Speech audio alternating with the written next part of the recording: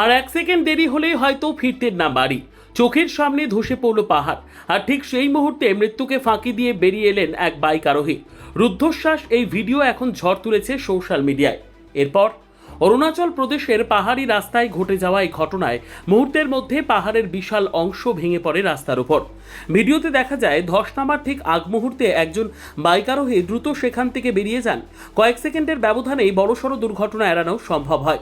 ঘটনাটির video ইতিমধ্যেই হাজার হাজার মানুষ দেখেছেন এবং অনেকেই একে অলৌকিকভাবে বেঁচে যাওয়া বলে মন্তব্য করছেন।